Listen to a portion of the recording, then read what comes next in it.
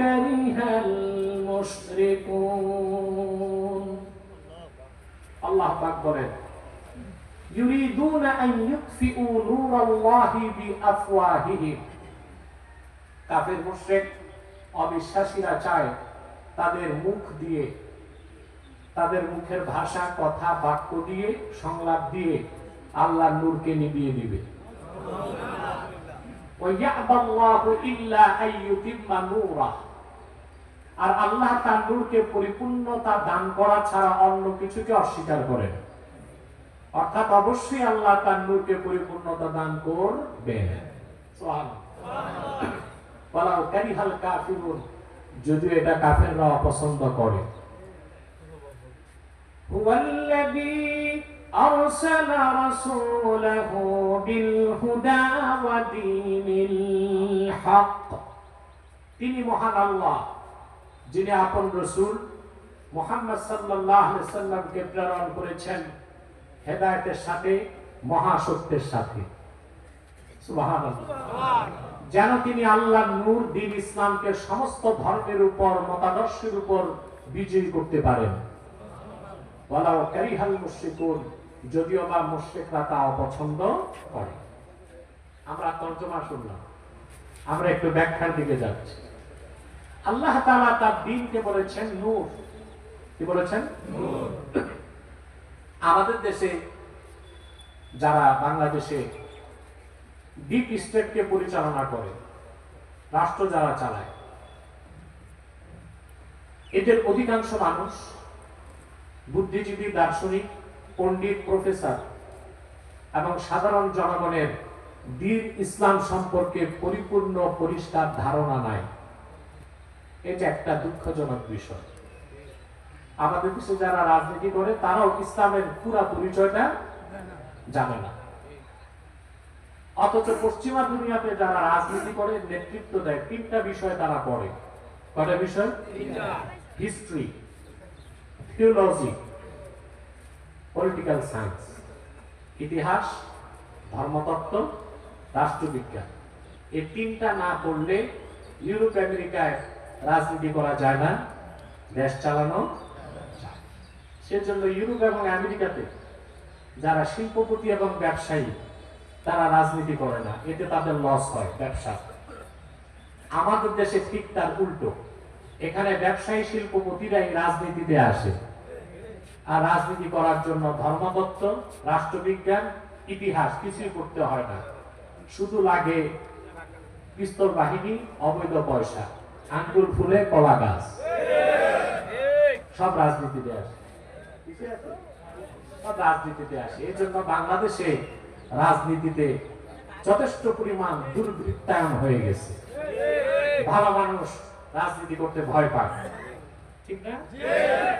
কিন্তু ইউরোপ আমেরিকায় যারা দেশ চালায়, রাজনীতি করে, এই তিনটা বিষয় পড়বেই তারা: ইতিহাস, রাষ্ট্রবিজ্ঞান, থিওলজি, ধর্মতত্ত্ব।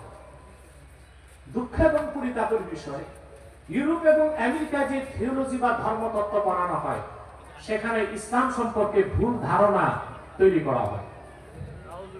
সেজন্য আমার দেশ থেকে যারা অক্সফোর্ড এবং ক্যামব্রিজে পড়াশোনা করে ইউরোপ আমেরিকা ঘুরে আসে, ওই যে পশ্চিমাদের শিখানো ইসলাম সম্পর্কে ভুল ধারণা, সেটাই লালন করে দেশে আসে। তখন এদেশে আলেম ওলামা, পীর মাশায়েখদের সাথে সকল পলিটিশিয়ান বা রাজনীতিবিদদের একটা দ্বন্দ্ব থাকে সবসময়। এটা হচ্ছে আলেম ওলামা, পীর মাশায়েখ, ইসলামপন্থীদের সাথে সাধারণ রাজনৈতিক নেতাদের দ্বন্দ্বের মূলভূত কারণ।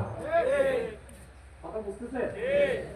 এটা যতদিন বাংলাদেশে নিরসন না হবে, ততদিন পর্যন্ত বাংলাদেশে হাজারো সংস্কার করলেও এই দেশের রাজনীতিতে সুস্থ রাজনীতি ও সংস্কৃতি কোনোদিন ফিরে আসবে না।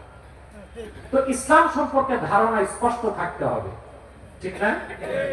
কারণ আমরা ইসলাম গ্রহণ করি তো মুসলমান, এর চেয়ে বড় পরিচয় আছে? রাজনৈতিক পরিচয় আপনাদেরকে ক্ষুদ্র ক্ষুদ্র ভাগে বিভক্ত করে দিয়েছে। কেউ বিএনপি, কেউ জামাত, কেউ আওয়ামী লীগ, বিভিন্ন নাম আছে, ঠিক না? আমরা সবাই মুসলমান। এখানে কোন পার্টিশন আছে? বিভক্তি আছে? আমাদের বড় পরিচয় কোনটা? মুসলমান। কে বাংলাদেশি, কে বাঙালি, কে জাতীয়তাবাদী, না, আমাদের বড় পরিচয় আমরা পরিচয়টা কে শিখিয়েছেন?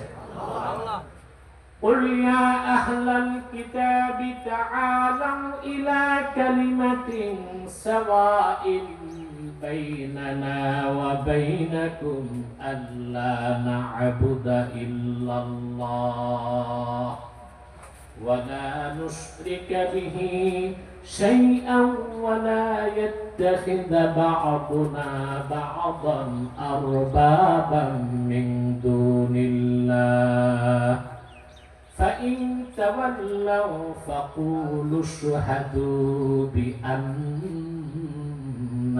مسلمون এটাই আমাদের প্রিন্সিপাল আইডেন্টিটি, এটা মূল পরিচয়, ঠিক না? এই পরিচয়ে 57টি মুসলিম রাষ্ট্রের মুসলমান একটি জাতি। আর যদি আপনি জাতীয়তাবাদের ভিত্তিতে, সংস্কৃতির ভিত্তিতে বিভক্তি খোঁজেন, তাহলে আমরা 57টা জাতি। বাঙালি, পাকিস্তানি, আফগানি, ভাগ হয়ে গেছি তো। এই যে জাতীয়তার পরিচয়, সংস্কৃতির পরিচয়, ঠিক না? আর যদি আমাদের মূল পরিচয়টা লালন করতে পারি, আমরা মুসলমান, তাহলে 57টি ভূখণ্ডের সব মুসলমান একটা জাতি। এই 57টি ভূখণ্ডের প্রায় 200 কোটি মুসলমান যদি এক হয়, কিসের আমেরিকা, ইসরায়েল?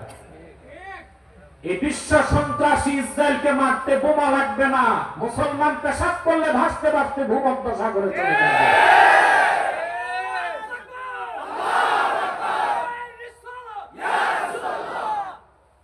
দেখেন না, ইরান থেকে মার খাচ্ছে। ইরানের সাথে আমাদের দ্বন্দ্ব আছে, কিন্তু ইহুদিদের প্রশ্নে দ্বন্দ্ব নেই। আমরা চাই বিশ্ব মানচিত্র থেকে ইসরায়েল নামক রাষ্ট্রটা মুছে যাক।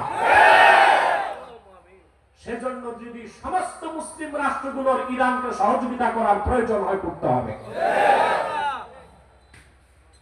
আর ইরানের সাথে আমাদের যে দ্বন্দ্ব, সেটা ইরান বেশি দূর যেতে পারবে না, কারণ মধ্যপ্রাচ্যের সুন্নি আরব রাষ্ট্রগুলোর সমর্থন ছাড়া ইরান 1 ঘন্টা টিকে থাকতে পারবে না। কিন্তু ইহুদিদের প্রশ্নে কোনো ছাড় নাই। ইসরায়েলের জারি জুরি শেষ, ওর আকাশ প্রতিরক্ষা ব্যবস্থা ছিল চ্যালেঞ্জ,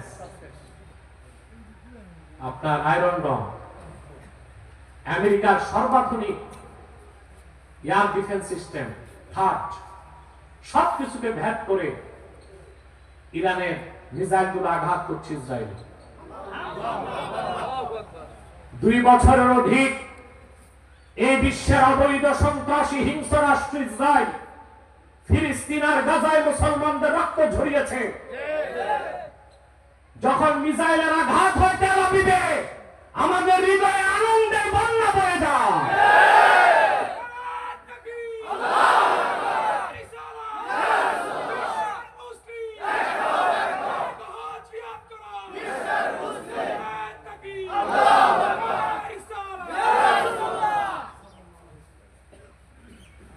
অনেকগুলো বিশ্বের মিডল ইস্টের সবগুলো রাষ্ট্র, সৌদি আরব, কাতার, বাহরাইন, এরা সবাই নিন্দা করেছে ইসরায়েলের এই হিংস্র হামলার তেহরানে। কিন্তু দ্বিতীয় বৃহত্তম মুসলিম দেশ বাংলাদেশের পক্ষ থেকে কোনো নিন্দা প্রস্তাব এখন পর্যন্ত আমার কানে আসে নাই। বলেন আল্লাহ করিম, কিন্তু হবে কিনা তাই তো সন্দেহ যথেষ্ট পরিমাণ। আমরা দেখব হয় কিনা, না হলেই বুঝে যাব কত ধানে কত। বুঝার একটা টাইম আছে, বুঝার একটা দেখা যাক। আপনাদের মুরব্বী নিয়ে আমি যত কথা